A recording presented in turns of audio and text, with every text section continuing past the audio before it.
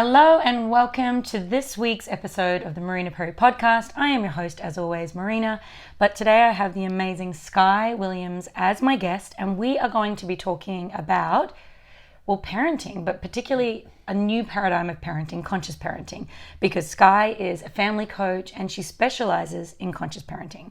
So I'm really excited about this topic as a mother.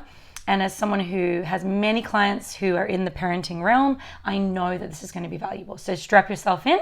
Skye, thank you for being here. You're welcome. Thanks for having me. My pleasure, my pleasure.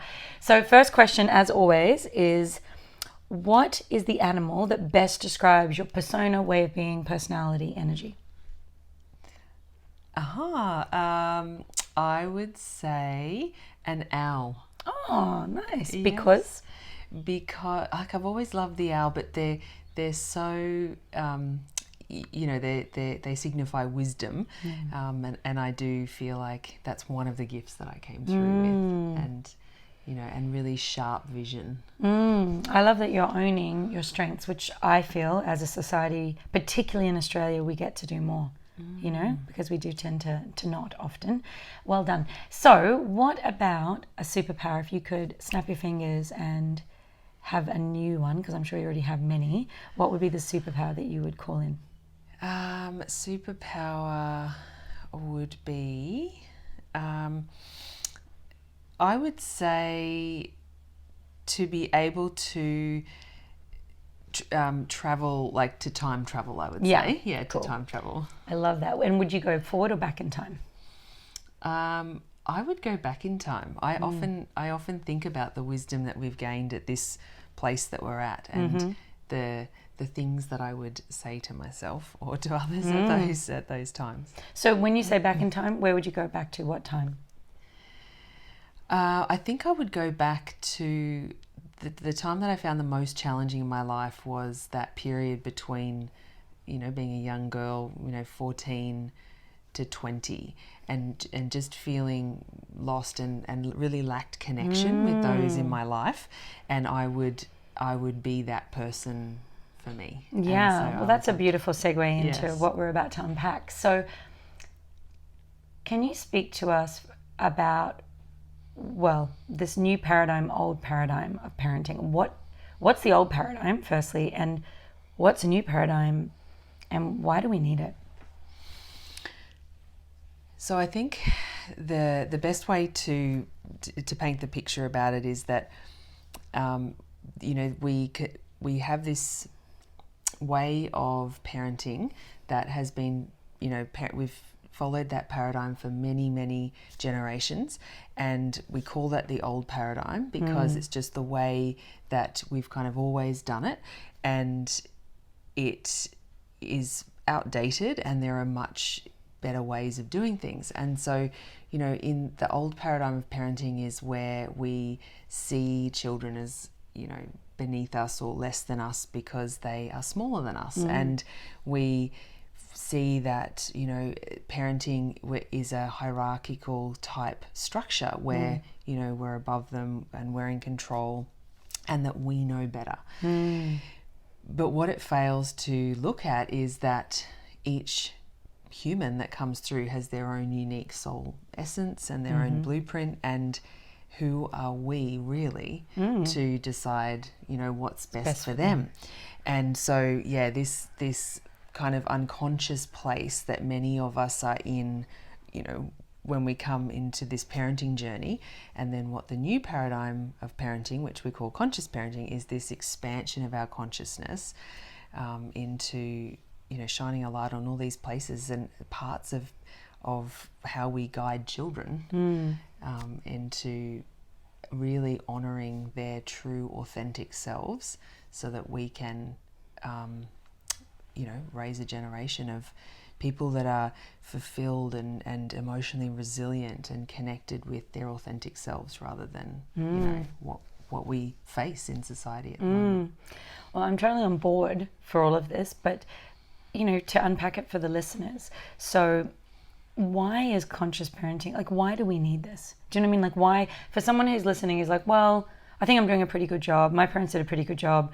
It's all good. I'm just going to switch the dial or tune out. If someone's like, well, okay, I'm curious to know more. So conscious parenting is this new paradigm and kids get to be their authentic self. Why? What does the parent get and what does the child get specifically from adopting and becoming, skilled in this new way of parenting? Generally speaking, the thing that people have, that we tend to have the most challenge with when we become a parent, is that we naturally just do things the way that we have been shown and that has been demonstrated to us through our life. And then we get to a place often when our child starts to develop their own personality, and then we start to face some challenges. So usually, the first time I hear from parents is at that point. Does that occur at a certain age generally? Like generally, as they come into being a toddler, so like around the two mark. And as humans, we tend to do that. It's like things will be fine until they're not fine. And, we're challenged and then we go, we need to explore like what's going on here, what's really going on here.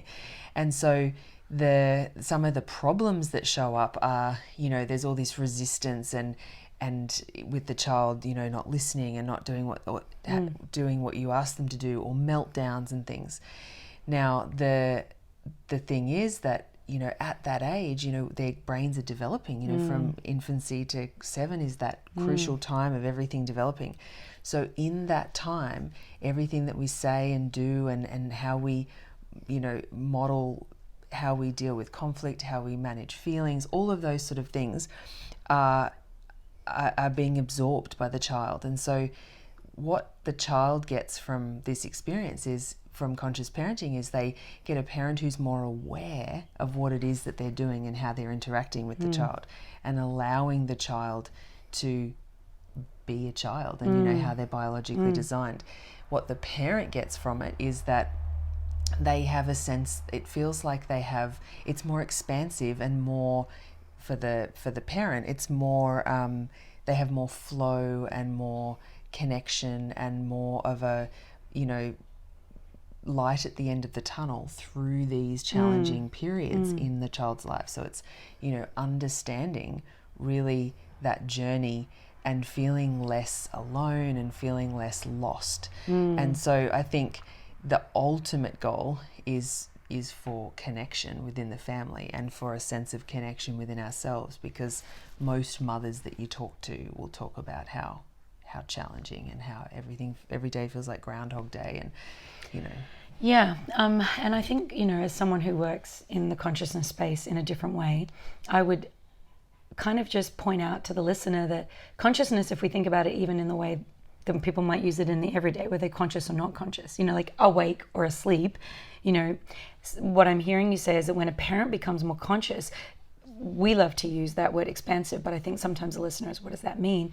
A better way to think of it is like, you've just got more options available to you, so you're less panicked when something doesn't show up the way that you were preconditioned to think it has to show up. Yes. And then what that means in that freedom of having more options is you feel safer in the moment, which then translates to your child feeling safer, because it's not like, oh, it's not exactly how I thought it would be, so now we're all going to die, which, I know that sounds dramatic, but on a primal cellular level, that's what's really happening. And then, of course, when a parent reacts, the child reacts, and of course the parent doesn't see their own reaction, which then ripples into this chaotic child in front of them, who is really just being a mirror of the parenting that's got its limitations. Would that be... Nailed it. Yeah, okay, great. Yes. So I love that we're talking about this, because as someone who teaches a lot of adults, I know, and as someone who's a family constellations and family systems facilitator and expert, it's not just conditioning, it's systemic, it goes so deep.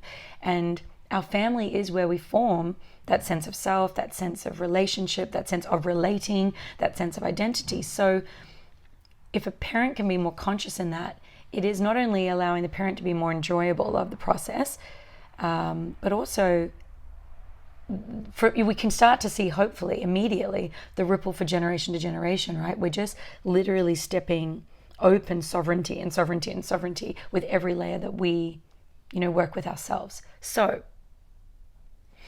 tell us, what are the primary needs that are like a parent really needs to meet, if it's not, I need to tell you how to be, because that's the old paradigm, right? Do it this way, be good in the ways I say to be good. So if a child doesn't need a parent to do that, what does a child need? So ultimately, what children need is that they need to know three main things. Am I seen? Do I matter, and am I worthy? And it's in the simpler sense is that we want them to feel as though they have significance, that what they have to say matters, and that they, and that develops their sense, that supports in their development of their sense of self. And they need emotional safety to be able to express all of who they are. So, because what can tend to happen is, in this mission of us forming, telling them how we want them to be, the risk is that they abandon their authentic self, and there's a whole lot of challenges that come with that. And yes, and most of us have experienced that at least at some point in our lives.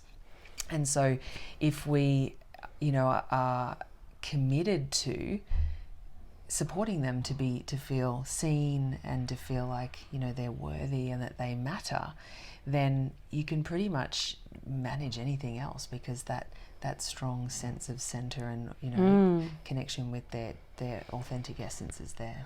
Yes, I feel this is so important because, like I said, I'm kind of dealing with the fallout of it. I teach wholeness, specifically to women, which to me is addressing the fragmentation that occurs in the ways in which we disown ourselves to keep the approval and praise of our primary caregiver. So like I've said many times on this podcast and in courses, if dad doesn't like it when we're loud because he has to study, well then that part of us that's loud and expressive and dramatic starts to be quiet and starts to go within and starts to withdraw and starts to become wronged within ourselves, which we're then using energy to hold it back, and also energy to create a new way of expressing ourselves, which maybe is less, as you say, authentic. It could be a false version of ourselves, and then we all feel a little bit pissed off about that. Yes. And also, so there's that energy of frustration, there's also that energy of confusion, and there's that energy of, you say, of lack of safety. So this is so important, because if we could be addressing it, well, first of all, I'd be out of work, which would be fantastic on that level. Trust me, there's heaps of work to still do with humans, but wouldn't it be wonderful if we didn't have to go back and find ourselves because we never lost ourselves, which is essentially what I'm hearing you say we do through conscious parenting. Yes. I love this. So, Skye, I'm curious then, if the child just needs to be, you said seen and, well, I heard important in the way that you said it, and then worthy, on a tangible level. Say we have a mother or a father listening who has a 2-year-old, and like, what are ways, can you give us maybe 3 examples or 3 ways that a parent could have the child feel seen, important, and worthy? And so,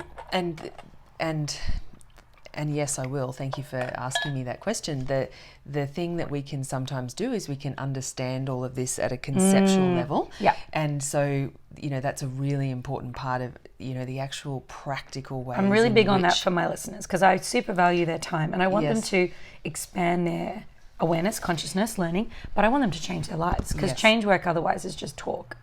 And so one of the ways, like one of the most important ways, is to be fully present for periods of time, that we allocate periods of time that we're fully present with our children. So it's hectic. Life is hectic, and it's not possible. We're trying to make dinner and there's all this stuff going on, and then they want to come and show you, your child wants to show you something that they've built. And sometimes we're like, in this very moment, I just need to do this. And so we can brush them off because at managing all the things that are going on. So what we can do in busy lives is, as much as we possibly can, that when they speak, like we would a colleague or our partner, if they spoke to us, we would, be in presence with them, come into the present moment and be in presence, so that they feel our energy, because we can be looking at a child but thinking about other things, and they can sense that we're not present. And so one of the strategies that we use is to actually allocate time like connection time or connection days. You know, it doesn't have to be a full day. It can be, and it can start with as little as 10 minutes and really, you know, pouring our love and attention into them. So that's one way. And can I just because I Yes. really want this to be, I'm very big on tangibles. Yes. So to go back to the example that you used, if you're cooking and lots going on and a child comes up with a painting, mummy, look at my painting.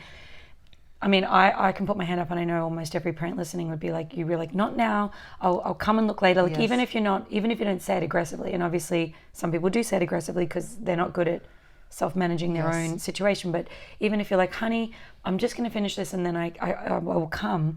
Is that okay to do? Like, you're not suggesting that we always have to stop what we're doing. That's correct. I'm saying If we can, if it's really not urgent and something's not needing your attention on the stove, it would be best turn, get low, give them eye contact, look at it, go, that's amazing. Yes. Oh, thanks for bringing this to me. I love it. Do you love it? Like, engage. Yes. And then it might be enough. And if we can't do that because we genuinely are pumping fuel or, you know, something that requires some attention, could we go, I'll be with you in a second? And is the important thing that we make sure that when we're done with the thing, we do go over and say, now show me that picture, darling. I really want to see it. Now I'm available to look. Is that what you're suggesting? Yes, exactly. Okay. So yes, being in communication with them about those, you know, managing their expectations. Because in that moment, you know, that something's at a crucial point with the risotto, you know, or whatever the situation is that being in communication and knowing, and they know, they keep a tally of this stuff, you know, but if we're constantly brushing them off and not rechecking. And these things, you know, the point that I wanted to get across here is that our children are keeping tabs on everything, and if we're constantly putting not prioritizing them and attention for them and presence for them, they always see that making dinner and that phone call and mum scrolling on phone and all of these things are always prioritized over me showing her this thing.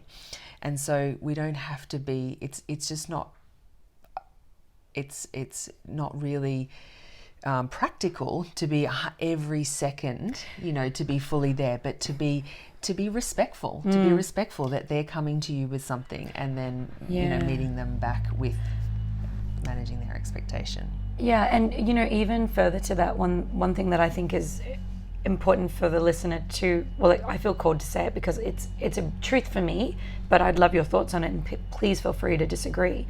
I also think it's healthy for children to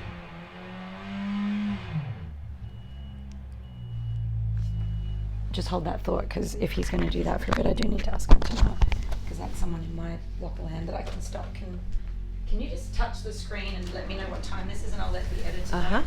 Can you just So 18. kind of what time frame? Yes. we're at?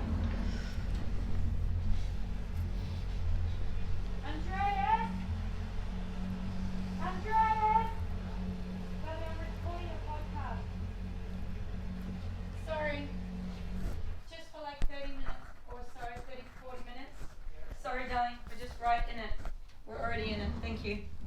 Sorry about that. That's all right. He's just got his jet ski cleaning it up. Okay. It's still recording? Yeah. Okay, perfect. So was it around the 18 right on minutes? 18. Okay, perfect. I'll just tell them to edit that out. And I was saying you can feel free to disagree with me. Okay, and then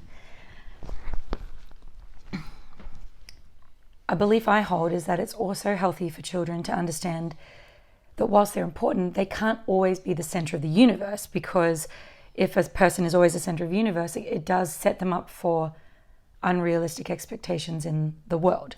So it's like you know what I'm trying to say? Like, I don't want mothers out there to go, unless I'm giving, or fathers, unless I'm giving 100% attention in the time that they needed at that moment, then I'm failing them. You're almost creating potentially a whole nother set of issues.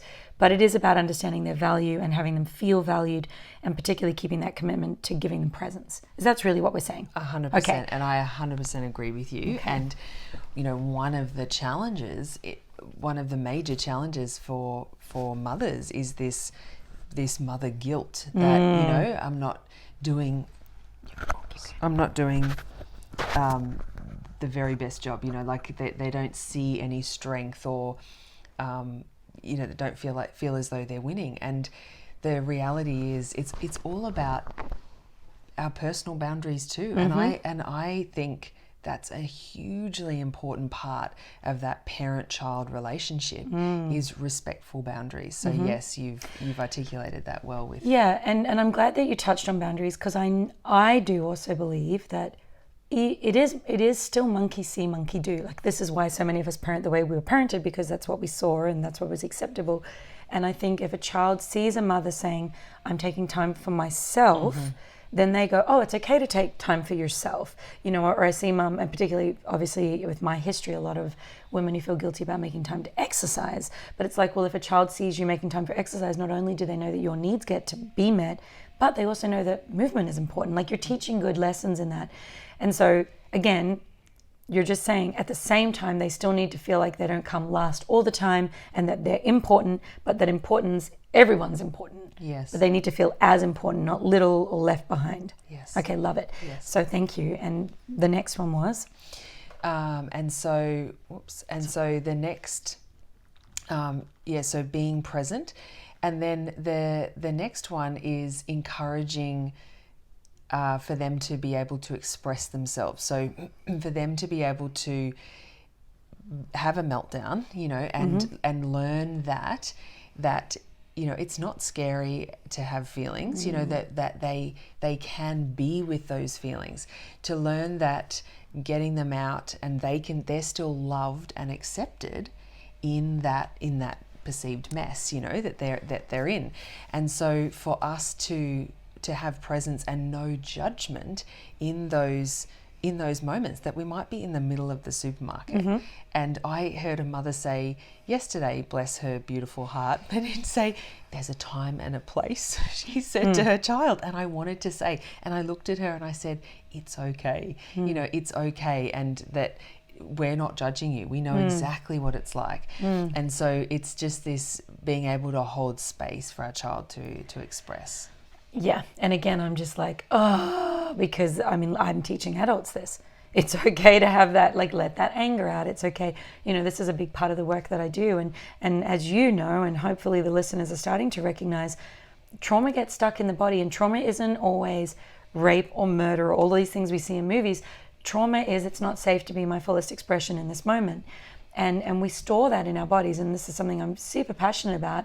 And I see it too. You know, I've seen children who cry, it's like shush, shush, shush, you know, and well, I mean, we hear it now, and hopefully people aren't saying it anymore because we're aware of it, like the boys don't cry, or, you know, pull up your big girl pants, all of that. It's like, you know, I was recently at a business conference just 2 days ago, and I was sitting there, and there was a lot of things going on, hormones. I'm a fully grown, highly competent adult. There was hormones going on. I realized that I was frustrated about some things occurring in the room, and had been for about a day. And I just felt this wave of emotion. And because I'm an informed trauma coach, like, I was like, I want to cry. Like, I was like, okay. And I was like, and I thought to myself, don't think that'll go down well here. But then someone asked the next question, which was literally like a mirror for what I was feeling. And I don't know if anyone's ever felt it. You know, when someone asks the question, it's the right time and place, and you're just like, yeah. And I just started crying, not wailing and bawling, but just crying.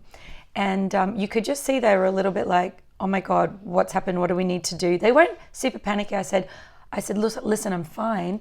I really just need to move through this emotion because it's really welling up in me. I said, don't panic. Like, I'm literally trying to coach them through my emotional release because it just needed to be shifted. Yes. It had gotten to a point. And like I say to my children, you know, tears are the same way a laugh has to come out sometimes. Yes. It just comes out because it's an expression of joy or humor. So are tears. And when they move through us, then they move on to where they're next meant to be. You know, as I said to my girls, and now you're clear of that movement, but it's always a welcome. Yes. So I'm so glad that you're facilitating parents to be aware, but then that those parents are really doing that work with the kids, because that's a game changer. That's like a game changer. If we just felt safe to feel our feelings, yes. all of them, yes. the world would be a very different place. A totally different place. I'm getting excited. It makes me excited when I hear amazing people like you doing the work that's so needed in the world, Skye. Like, it just makes me excited. And one of the things that when we're teaching this for our supporting parents to learn this skill of being able to hold space for their children, what ends up happening is that, because initially I can say to them, I need you to feel all your feelings. I need you to get, comfortable with it. And they can say, yeah, I get it, at a conscious level. Yeah. And they go, I understand. And then they're having to hold the space for their children and be present. And then they'll message, or they'll bring it to a coaching session and say, how many minutes do I have to do it for? Or because we're so disconnected from that part of ourselves that it's so difficult to be in the presence of feelings. And so we get to learn on this journey with our children to be with our feelings. And I've always been incredibly free with my emotions and so it's something that has supported me through all the growth, because I haven't had that resistance to actually letting myself cry or be sad or move the feelings through my body. However, it's a huge challenge for many people, and it's one of the obstacles that I support parents with is being to reconnect with their feelings. Yeah, I've had very close family members. I've just watched them when, even if a child is, hurts themselves, so there's tears because of pain, which is a very primal response. I'm hurt, and they cry, and then it's immediately, don't cry. Do you want a cookie? And I'm just like, I'm not even joking. We're setting them up. And and to be honest, guys, and if you're listening or watching this, you might go, oh my God, I would never. I promise you, in some way, potentially you have in the past. And it might have not been as direct like that. Literally, I saw that happen within 10 seconds, like crying. They wanted them to stop. Do you want a cookie? A young child. But some of us do the same. We see someone sad. Oh, let me take you out to dinner. You know what I mean? Even with adults, like, just notice how we're uncomfortable with their discomfort, and we immediately go to placate it or to fix it or to suppress it. And if we don't have someone around us, this is where we as adults might reach for the wine, or we might reach for the phone just to start scrolling, not knowing that comparisonitis might trigger even more stuff. So there's so much to this piece that Skye's sharing about feeling the feelings. So if you're a parent, let's give some tangible tips, because I know it can be really hard with young kids. Say you've got a full tantrum going on. Is that the same as expressing emotions, or has that become a boundary situation? No, I think like a little piece that I'll preface my answer with is that, we are biologically designed to move the energy through our body. All the problems that we have in the world, depression and anxiety and all, pain and all of the things that are going on is all of this stuff that's stuck in the body. These feelings within the body that haven't been able to get out, and where so many of us are wounded and walking with so much emotional pain, and so we're biologically designed to move it through the body, and we've stopped ourselves from doing that through, the way we were parented and the messages that we've received through our entire life. And so we have to understand that piece, the science piece, and understand that we're actually going against our biology to internalize. And so prior to, like, children, from infancy to about 7, they're much more, they're in their emotional brain, and they're much more capable of being able to externalize their feelings.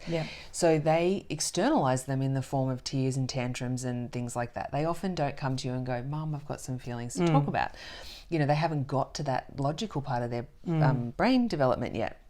And so any form of expression, and yes, we can, like, we want to support any form of expression without violence. Like, we don't have to sit there and be hurt, but we create limits around that stuff. But we want to allow them to just move it through their body and not judge that experience. That yes, they're upset that we cut the sandwich up in squares, not triangles. And we think that's not worth being upset about, but for that little person who has so little control over their existence, and it's probably not even about the sandwich, it's the other stuff that they've been holding on to from their day at daycare. And well, much like adults when we break too, like, and this is one thing, I know we're kind of getting a bit separate, and we'll come back to it, but I know with my girls, because I'm probably, and I don't say this egoically, but more evolved than most, just because I spend most of my time working on my human systems. But as a single parent, there are times, and I've again shared this in different ways over the years, two girls, particularly around bedtime, pushing the boundaries. And, you know, I'll be like, guys, I need you to do this. It's done now. We've had our fun, you know, whatever. Because I'm a very playful parent. Yes. But then it's like, now I need to go to bed, whatever it is. And then I've also got, you know, a text coming through from a staff member that's such and such. I've got, you know, a concern, something, like all these other things. And then they just do this one thing, the girls. And it's just whatever it is the straw that broke the camel's back. Yes. And then, you know, less so now, but definitely, you know, when they were little, and also before, and I'll talk about what we created, I would just snap at that point because I was just like, that's it. You know, I'm done. I've said all the things, you're not listening, or, you know, and I would really lose my shit. Like, I'll own that it would be scary mum would come out, like scary. And you could see it in their eyes. They'd be like, oh my God, she's going to kill us. Like, we're petrified, which is a horrible feeling when you're looking at your child. You don't want them to ever feel like that. But what I would always do on those rare occasions that would happen, but it would definitely happen, I would, obviously, as soon as I could recenter, I would go in and immediately say, what you did not warrant that response, and I'm really sorry. That was an overreaction. But then I would say, and this is not justification, I'm really sorry that I yelled at you like that. But so that you understand, beyond what we're doing, Mummy also had this running in the back of her mind, and this had happened at work, and I was already sad about that, and I was stressed about this, and I'm a little tired because last night, whatever. And so I was at my edge, and I'm really sorry that you received my inability to hold my center, you know, whatever. And then they could understand it. And it would also just show them that what we're seeing at the front facing isn't everything. But what we ended up doing is creating a strategy over time where I was like, okay, guys, when I say porcupine, like this is literally us, it's almost like a safe word. That's when you know, like literally, I'm not joking. Like anything you do past that, I'm feeling my capacity edge rise. And if you keep going, it's kind of on you because I've told you, you know. It just became a thing. We had a family discussion about it. And so they'll literally push back the same shit they do, like to the edge. And I'm like, they're still not listening. And then I'm going, guys, legitimately, porcupine. Yes. And they just know. Yes. Like they just know and they just stop and they go to sleep. Yes. It's been amazing. That is an I barely have to use it anymore now, but it was just through, and you know, I'm not saying if I was more evolved Buddha on the mountain, I would never have reached those points. Point is, I'm a human in a skin suit dealing with stuff. And so what I think helped us was just simply open communication. Yes. Yeah, and that's one thing my girls and I have exceptionally. The difficulty is this, when other people lose their shit with them, right, either in our family environment or whatever else, and the girls will say, own their apology, you know, then some time will pass and they'll come to me and they'll say, Mum, they haven't come and taken ownership. They haven't come. And I'm like, well, and I have to explain to them, not everybody, believes what I believe, that some people believe being an adult makes them more right than you or more entitled than you. And, you know, we're going to talk about this, and I love what you said about old paradigm parenting. And they just believe, because they don't believe they owe you an apology, darling, I'm sorry. And on some level, one thing in life you might have to get used to is not getting apologies that you do deserve, you know? And so again, like we have really open communication. It doesn't make it easier, but can you extend them, you know, compassion and understanding? And it's great because as they're getting older and older, we can have more expansive conversations like that. But I did notice it set them up with an expectation that everyone would take ownership for their shit. And it doesn't happen, unfortunately, with everyone in their lives. But then they get those learnings from those situations too. And that's a beautiful strategy. And one of the things that I encourage families to do is just like you would in a business, is creating that like mission statement and that I love that, know, yes.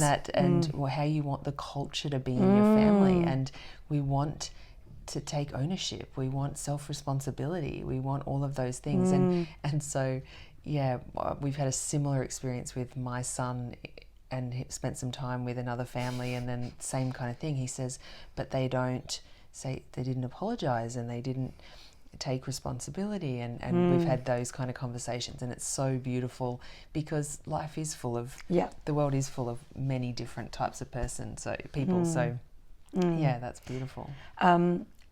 And so I want to come back to what we were saying when a child is throwing a tantrum. Yes. So they're just going for it on the floor, like a young child. And maybe this would also be the same when a teenager's in a full mood, and it's there's no rationale to it, like it is excessive. So would you suggest, a parent who is stepping into this and they're like, okay, what do I do in that situation? Do they just sit down, cross their hands and wait?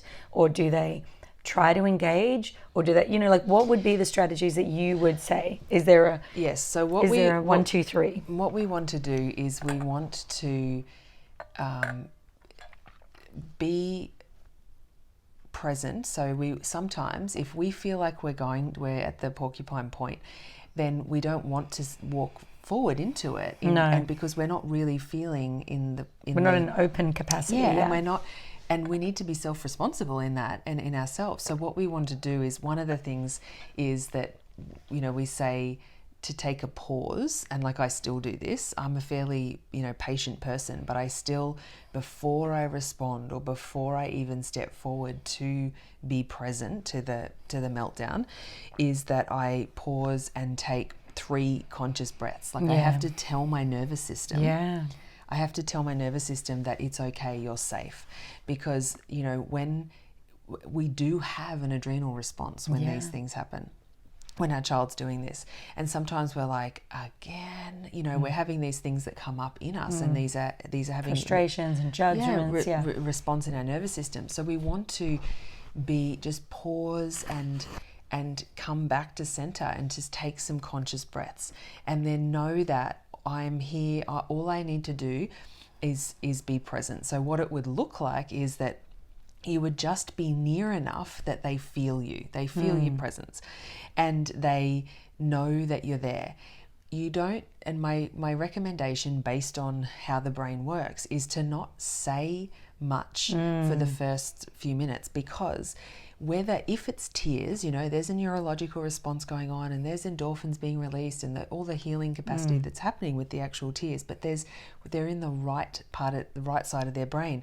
So they're in their emotional brain. And when we speak, we're putting them back into the left side, and so we're actually disrupting the natural process, and we're actually making the process meltdown longer. Yes. So just to explain that for people who are listening, there are different parts of the brain. We've got our primal emotional, or limbic, and then we go into the prefrontal cortex, the logical thinking. And generally when we're in heightened emotional states, the conscious prefrontal cortex shuts down for good reason, because we need to not be thinking but rather be feeling. Yes. And if we're even deeper than that, we're in just a reflex response, like an animalistic response. And what Skye is alluding to, what science very clearly shows now, is that the reason sometimes we don't heal as fast as we could, or move through things, or grow through things, is because we're not completing what's known as the trauma cycle, which is to have the experience, to feel the feeling, to then self-soothe on some level, to have our system recode safety is available, to then come back to that center point. Now, these are skills that can be learned, but unfortunately many of us have probably decades, if we're honest, of aborting and literally coming almost like stinting ourselves out into rationale, which is this suppression and repression and we just have uncompleted trauma cycles waiting to be completed, which is why also initially, would you potentially agree for adults, less so for kids left will probably move faster, but sometimes adults, it can feel almost overwhelming, like I don't want to open that box because whoa, what is this emotion? But it'll never be that big as the first time you open it.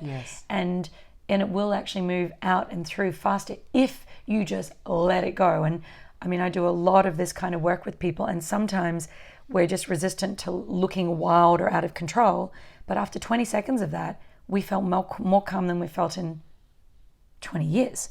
So it's like, just because you finally completed the cycle, which is what you're saying, don't talk to them. I think that's wonderful advice. I wish I'd been told that 10 years ago. And just literally, what we would say, hold space. But what it really means is you're protectively and lovingly witnessing them in that. Yes. Would that be right? Yes, perfect. Yes. And in with compassion, because it's hard being them. Like there's so much going on for them, and just being compassionate for that. So we don't have to fix or I want to piggyback off that, because what I'm really even hearing is so much parallels today. And this, I think, really actually validates even more what you're saying, is that children are not less than or don't know as much. Because when you say don't fix, what we know through coaching or human behavior is that when we are emotionally elevated, we're behaviorally reduced, right? So we have less behavioral options on the table when we're in a heightened emotional state. And the reason I'm prefacing this is because some of you maybe you're watching this and you have kids, maybe you're just watching and you don't have kids, but we also all interact with adults, and we've also all had conflict. And we know that when we're in that heightened state, some of us, and I put my two hands up for this, my pattern in the past, because I run this desire to not feel powerless, is let me fix it for you. Let me tell you how it's okay. Let me make you see it how I see it, because then you wouldn't be in this emotional state. And then I grow in agitation because they're in an emotional state, not listening to my rational explanation as to why they don't need to be in an emotional state. And it's taken me, and it still takes me, remembering that if I actually just back the heck up and allow them to just even have time and space, and look, this is with my partner and his emotions, or my daughters and theirs, it's like, even though in that moment, as a loving act and as a mother and a lover and a partner, I just want to fix it so they don't have to be in this experience, the truth is they need to get to a certain point of that cycle where they've self-soothed so that they can receive it, and it's to their benefit to receive it. Yes. So what I'm hearing you say, and what I want to double down and offer, because I've learned this the hard way, is don't even attempt to fix it until they've self-regulated back to a calm breath. Would you agree with that? Totally. Okay, love it. Yes. Yeah, this is just so fantastic. And so being present with them, and not taking them out of that cycle, not taking them out of their natural ability to come back to center. That this is how we teach our young people, teenagers and young adults, to be able to self-regulate. And they do that through this experience of co-regulation with us. And so by us being able to regulate ourselves and recognizing, this is what I'm going to do in this moment, I'm just going to be present for you.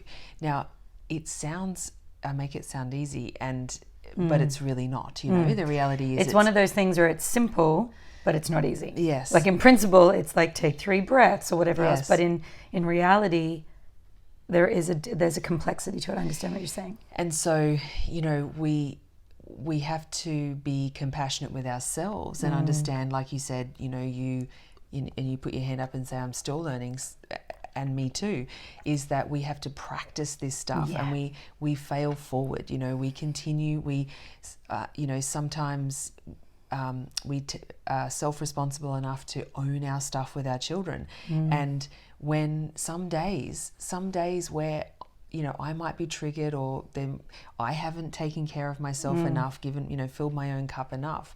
And so the thought of being compassionate and present with the 7th tantrum for the day, or the 10th or the 17th, it's there's sometimes where we go, just not today, and that's okay. We're humans too.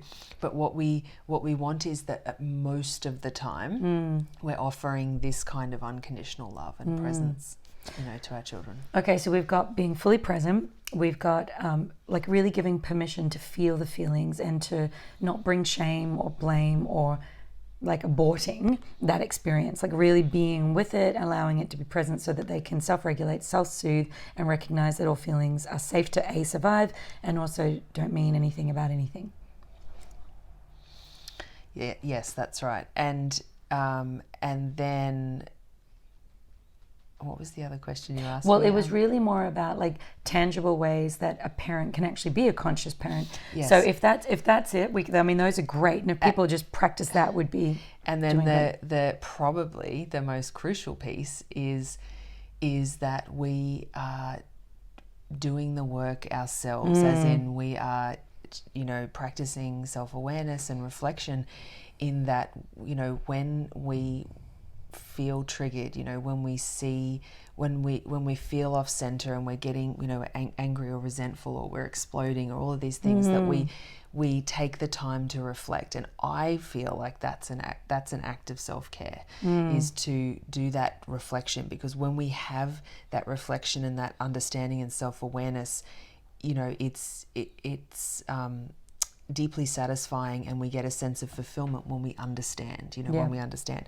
So I feel I think another important piece, in order to be and do these things within our family, we have to be taking care of ourselves. And that includes having healthy boundaries around time for ourselves, Yeah. and around, the limits of our emotional availability and support and those type of things. And I don't know if you'd agree, Skye, and I feel like we've got more mouthpieces speaking into it, but it's still a major issue, this overgiving kind of selfless, it's like this reverence for this overgiving, selfless parenting archetype, if you will, or model that we've been raised to, which is the more you give, the better a human you are. You know what I mean? Like the more selfless you are, the better human you are. And look, I was raised with it, and I've gone through it, and I've also done the growth work to heal it and reintegrate it. And it's interesting now how, like, I don't know, if you were watching this on video, you would have literally seen my face kind of make an expression. It's almost, this is very intense language, but when I witness it now, it's so repelling to me, because you can see what it's really about. And as you say, as a parent, you cannot be a good role model for true generosity of heart and spirit if we're not in our own heart or spirit. Do you know what I'm trying to say? Like, it's so ironic in the ways in which it's backwards, because, like you said, we're like, I don't want to deal with your tantrum. There's almost an undercurrent of bitterness and anger and resentment because we're not dealing with our own needs, but that's on us. But if we didn't receive it in our role modeling, we can understand it. But, I'm speaking to all the listeners now who are parents or one day want to be parents or just want to be the best humans they can do. This is why I harp on about the inner work and the growth work, because it's all there is. And every bit of work that we do as a parent ripples into our children. And it means they, don't have to do as much for themselves, not for themselves. Their journey will be their journey and their own stuff will be their own stuff, but they won't have to work hard to rewire our stuff. Yes. And so talking about triggers and projection, because that's often how it shows up, can you speak to that a little bit? Just how, say, a parent might, because a parent listening, a lot of my crew are full across this language, and some just may not be, and I like to not kind of miss people, but what would a trigger look like for a parent, and what would projection look like, and what should they do once they reflect and notice that that's what's happened? So a trigger, would look like, so I'll give it to you in like an example. So it would be, so if, like, when your child is not listening to you, so you've asked several times for them to stop what they're doing and now it's time to brush your teeth, and you've done all the things, made the food, washed the lunch boxes, and done all the things that you've been doing. You've made time to connect with them. You've been present, and then they're just not listening. And then it within you, like, so I'll speak from experience and as an example. So for me, that made me feel as though I was insignificant. And so I had this issue based on, my upbringing and how I was parented, was this, I didn't have that sense of, and significance is a thing for me in my life. And so I was being triggered in that moment and saying within me, like, they don't have any gratitude for what I've done. They've got no respect for me. And all this story is going on in your mind and has you feel shitty but act in a shitty way, know. And so triggers can be, varying degrees of that type of thing, where there's this, and there's actually like an emotional response in the body, and we become more emotional. We're not really logically thinking about the next step, that they're just busy doing, because they're so present. Children are so present, and they're doing what they're doing, and they're not trying to torture us. They're just being who they are. And so that, and then the projection piece would be, the example of that is then going over and getting angry at them and vomiting out all these stories about my insignificance. You know, you don't care about me, you don't respect me and all this. And they're going, whoa. I was just finishing my drawing. And so, projection is is a huge thing. Like it's very, I mean, it's life. We're dealing with it everywhere, right? People yelling at us in traffic. Yes. And so there's, so many examples, and things where like I worked with a family where the father was really, really sporty and just gifted that way. And their son was really artistic and gentle and sweet and more academic. And the father kept projecting this onto his son. And so they were out in the park, doing a ball game, but the dad was just talking the entire time, like, and just projecting, about the ball and how, all of these things. And the boy was just, he was actually looking at the birds going over and all the things. Like he was just being in the present moment, and I don't even know how he could enjoy the experience because it was just so intense. And the dad was so fixated on making him more sporty and more masculine.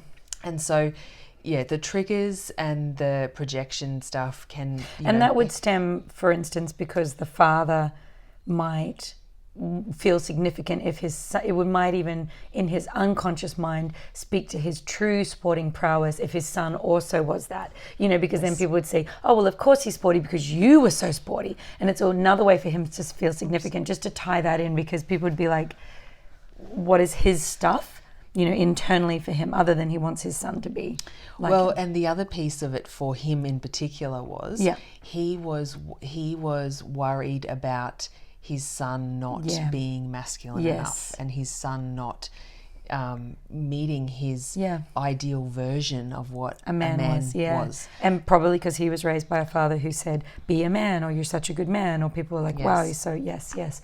And what I love about what you're sharing here, Skye, is what we are essentially talking about there is that parents project when they're in a child, because I still have 6-year-old Marina sitting right here inside of me, and 10-year-old Skye is sitting next to me right now inside of Skye. So when our inner child's needs aren't met in the present moment, it triggers back to that past and remembered experience, which is why the work that Skye's talking about, where if we can be more conscious with the children, we are going to create less cuts, wounds, or scars that can be triggered in the future. So it's kind of a wonderful, this is time travel that you're doing essentially, back to that superpower you wanted, you already have it.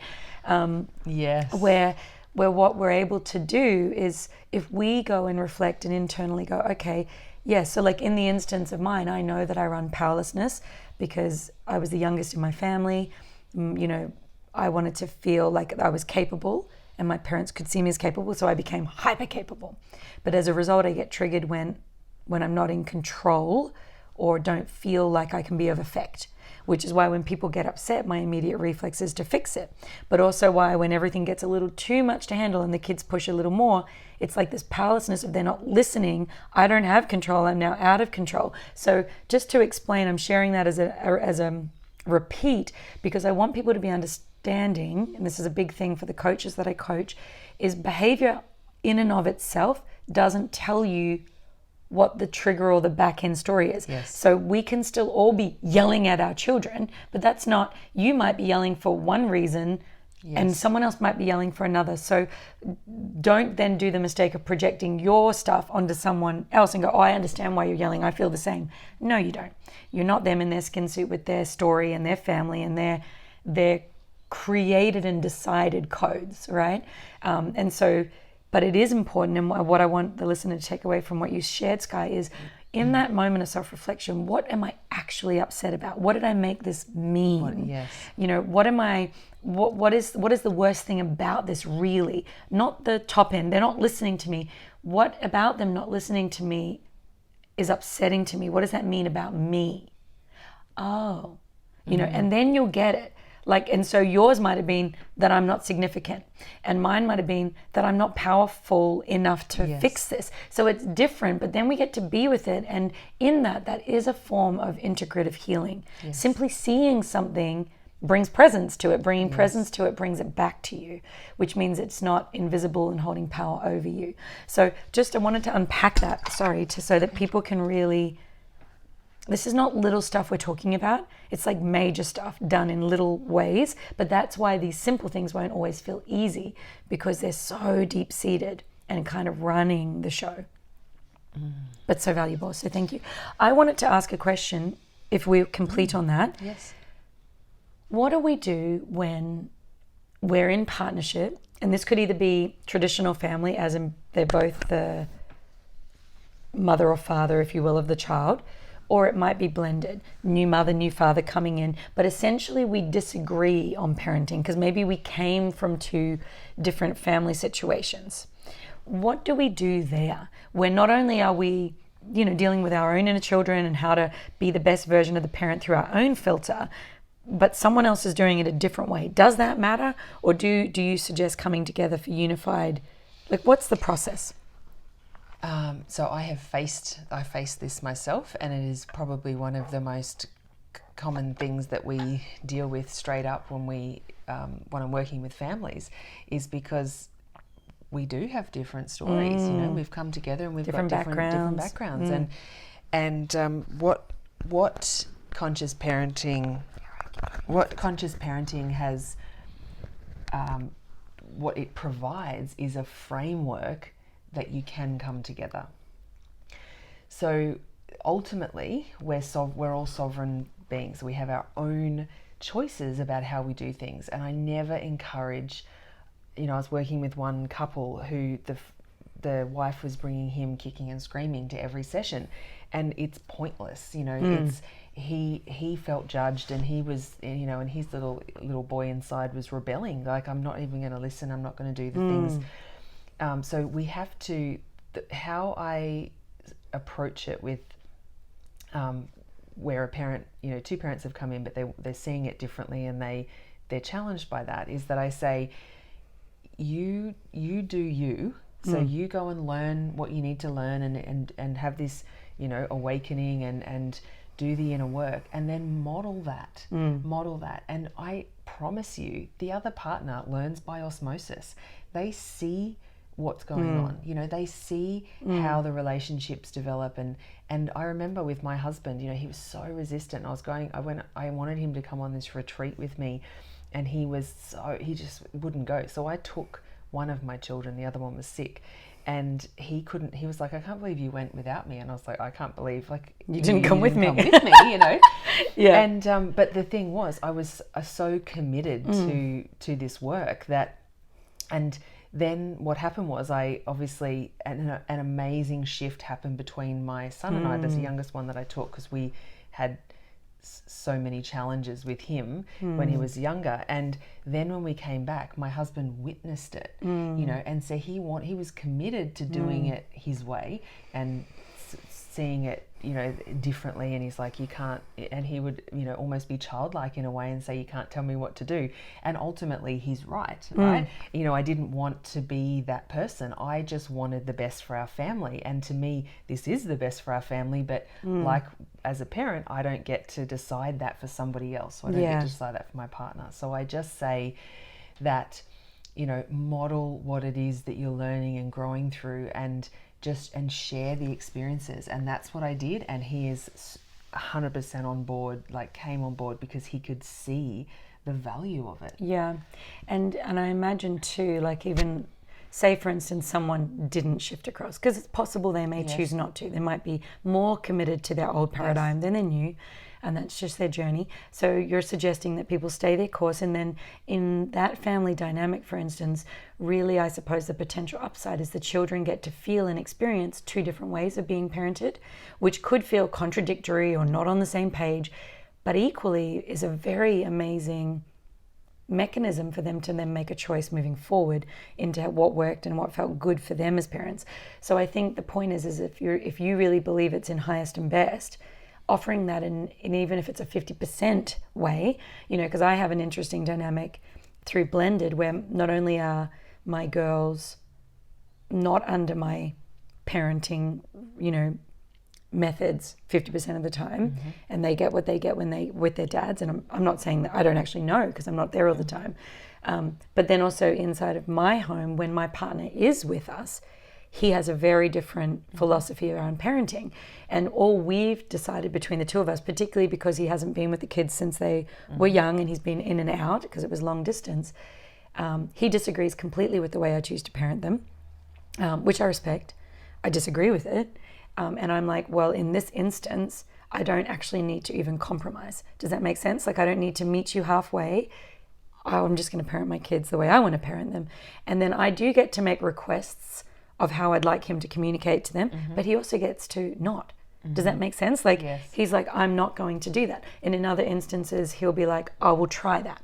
Do you know what I mean? So, or I will try that. Or I just really disagree with it. And I'm like, I know you do. I'm still going to make the request, you know? So at least he knows it's my desire and intention, but I must stand for everyone's sovereignty. And then, you know, we've had that similar to that situation where my children don't understand why someone else won't do it. And I'm like, they don't believe it's necessary, you know? And it's all good. We're all learning.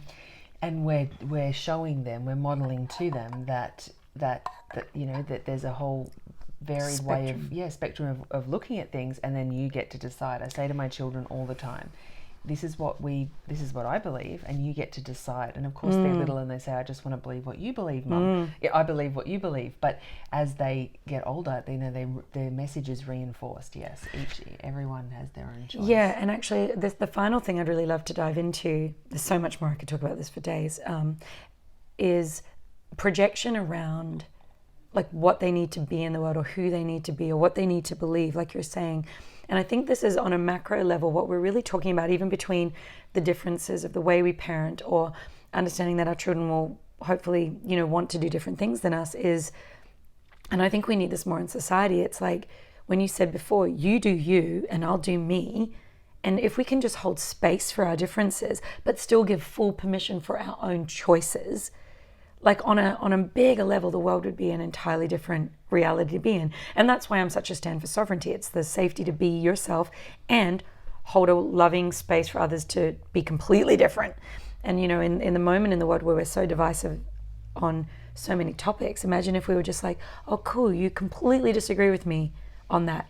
That's cool. I still believe this, like not this need to us to be the same, to feel safe with each other. Yes. So around parents who are maybe dealing with children who have no interest, like you said, like on a simple level. I'm not into sport, my dad's a sportaholic. Or my mum's so musical and I literally can't stand music, you know. Or my parents are religious and I'm not. Or my parents want me to be straight and I feel like I'm homosexual. You know, like differences, like whether they're, you know, minor or big or whatever. And that's, again, a spectrum that's subjective anyway. But what would you say to the parent who's like, I want my child to be a certain way and it really stresses me out when they're showing up differently? Then I would say we have a lot of work to do. Give me a call. Here's my number, because you got stuff to work on. Yeah.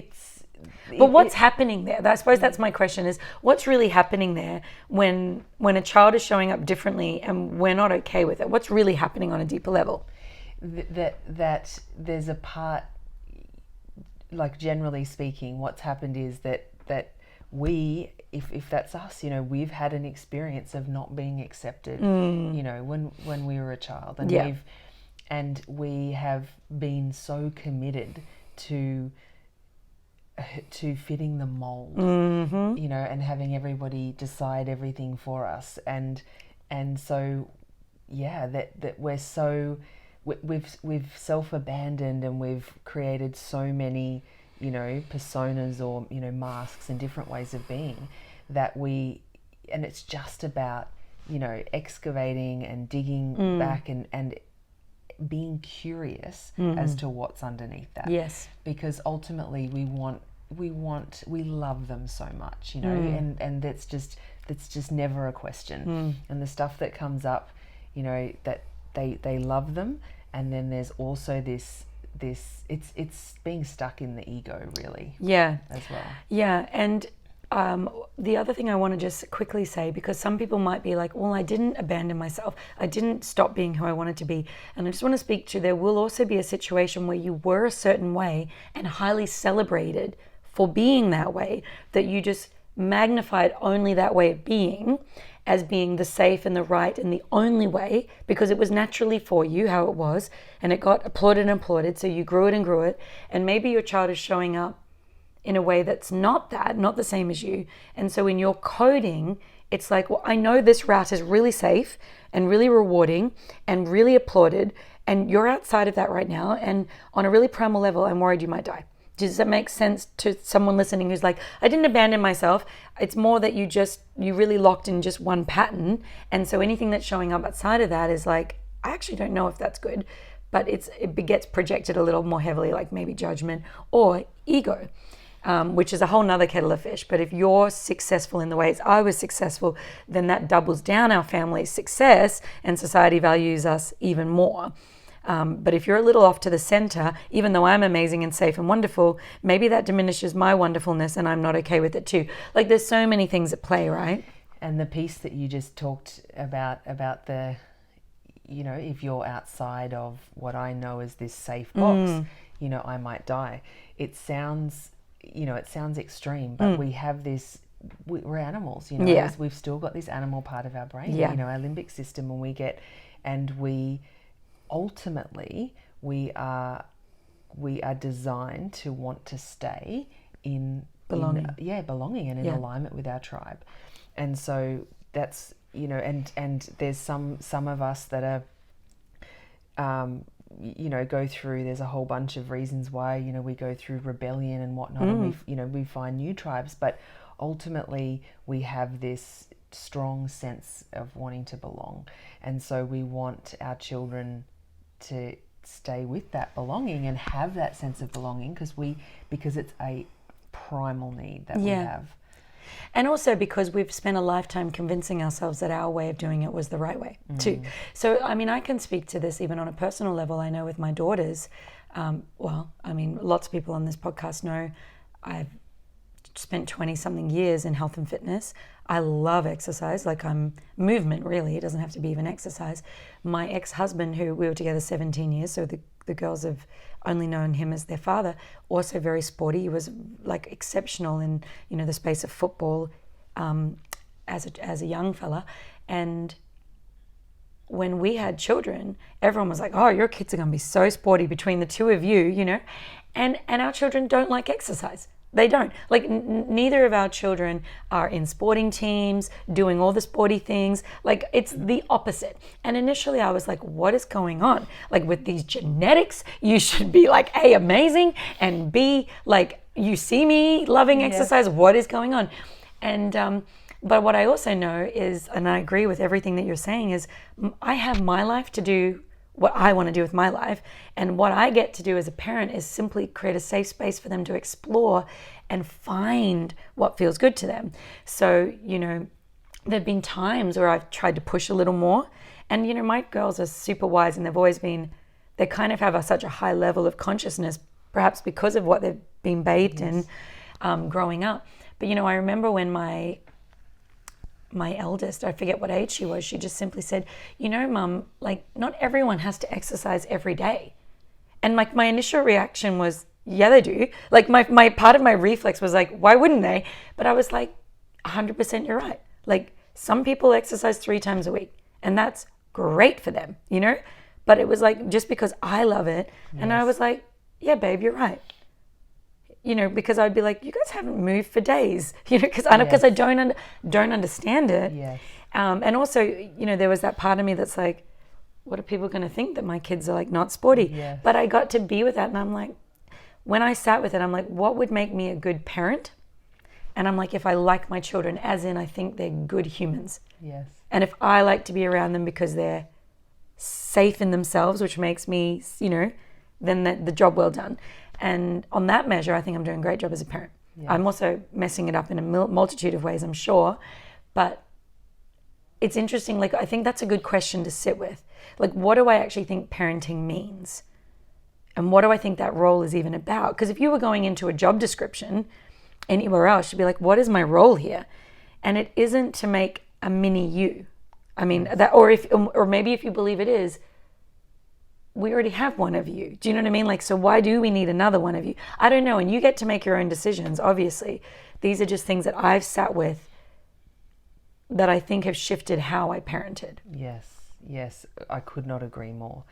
And in my personal experience, my my dad, I'm naturally introverted, and my dad is extroverted and wanted to be a singer and a performer, and tried to convince me from a very young age that that's what I wanted to do. And I vividly remember being at this audition, and I was just like wanted to become invisible. And they're putting this camera in my face, and I was just like, what on earth is happening? And it's just crazy to me that he knew, but he hadn't realized his own dreams, that he thought, this is what I'm going to do for her, out of love. Yeah, it's always done out of love. And so, the thing is that then as I got older, and then he said to me most of my teenage life, he planted this seed of me being a journalist so I'd be on TV. and it wasn't until I even applied for journalism to get into university, and then all of a sudden, God spoke to me and was like, what are you doing? And it was in that moment that I started to question, is this really me? And so I think if to me, this is, what this expansive thinking is, what this conscious awakening is just us being curious and continually asking questions. What is parenting? What is it that's coming up in me? And asking ourselves those questions, that's where we get answers. And I think really tangible questions, if you're looking for them, is even when you feel triggered. So if you're getting agitated or aggro, what is coming up in me? But also, why is this important to me? Like if they're doing something or not doing what you want them to do, why is this important to me? Where did I learn that it's important? Who did I learn it from? Do I agree it's important in the present moment? Other than the reflex that it is important, is it really? Kind of like with me, it is important to exercise. But does it have to be done daily? Oh, that's a good point. It's like we get to really question our own beliefs on the daily, which expands our reality, coming back to that expansiveness. So much goodness. And parenting is equally the greatest gift on the planet and one of the toughest gigs, right? And I think anyone who's listening who's a parent would be like, yes. And we're loaded with guilt, and we're loaded with, thinking we've got eyes on us. What I will say is, what I would potentially offer you is anyone that you feel or know is judging you in your parenting, I promise you they're judging themselves twice as hard. Do you know what I mean? To be judging another, you must have that rigidity, which would only allow for judgment of self if it's present. And then those who, and also those who aren't judging you might still be judging themselves. It's mixed. It's a mixed bag. But also sometimes everyone's worried about the judgment to the point that no one's actually looking at how you parent. Do you know what I mean? There's that reality too. So it's an intense space that you operate in, I imagine. But I'm sure that people, when they start to do the work, it just shifts so majorly, such a magnificent part of their life. Yeah, I'm sure that that's true. So we're going to link to you and all of your services in the show notes. So if you're feeling called, make sure you reach out to Skye. Skye, really quick poppy finisher that we often finish with is, what is one book that you would recommend potentially in this space, that just really was a changer for you or just really helped you awaken as an individual? So many amazing books. But one of the beautiful books that I often recommend in this space is Daring Greatly by Brené Brown. Yeah, well, you can't go wrong with any Brené. And she talks in there a lot, the entire book, and I'm a crier, I preface this with I'm a crier, I cried so much through the book. There was so much healing through that book for me, relating to shame, and she talks a lot about, she's so good with shame, about shame and how, and just the parenting dynamic, and it's obviously about life in general and all relationships, and there's a little piece about parenting, so that's a beautiful, we'll link to that in the show read. notes. Love that. And then what is your go-to to elevate your energy? What's one tip that you do or that you would give if someone's like, oh, low energy? What would you suggest?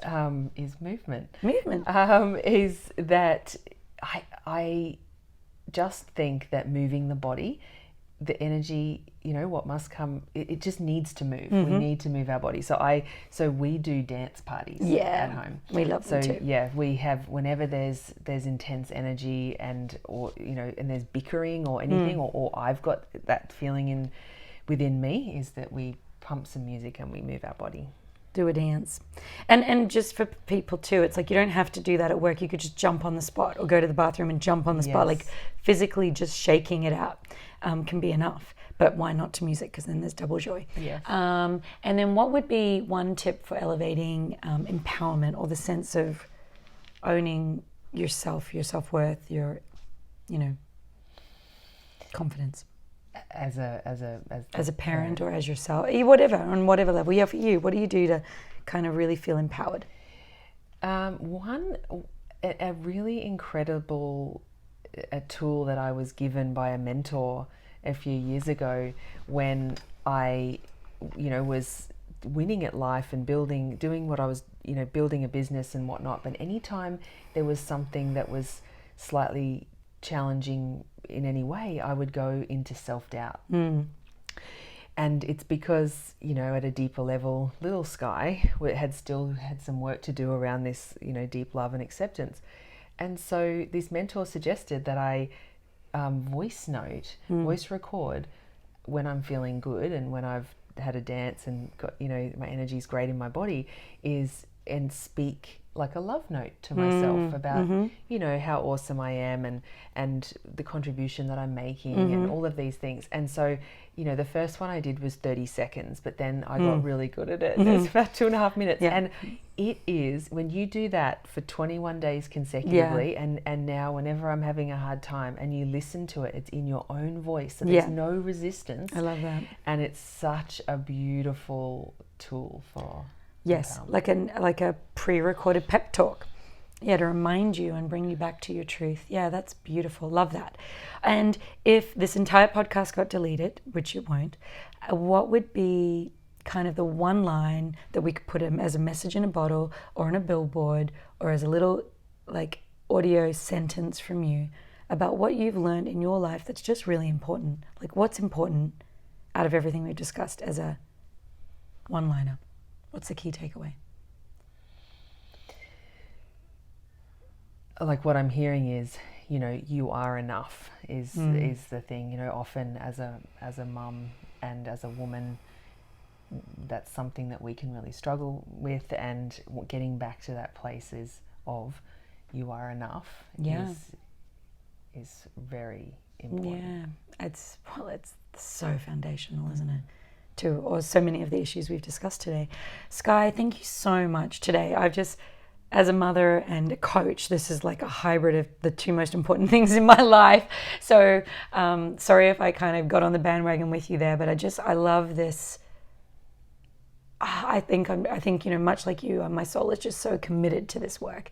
And so I am going to make a special request, guys, if you're listening to this podcast and if what Skye shared today hit a chord or made you think, share this podcast. Send this video to someone, screenshot it so that someone gets curious and joins the conversation, because it's conversations like this that help all of us really remember that we're doing the best we can. They remind us that that change is possible, that things can be different, and that it's okay to fumble our way through it, but there are tools and resources and people who can help us. And we are all in this together. We are all walking each other home.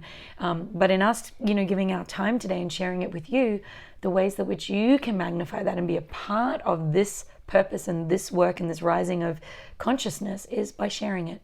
So do that, tag us. We'll link to all of Skye's social media as well. But Skye, thank you for the woman that you be in the world and the work that you do in the world. It's so necessary. And I just really see you in, obviously, your skill in it and your commitment to it. So thank you, thank you, thank you. Thank you for having me. It's been beautiful. Thank you.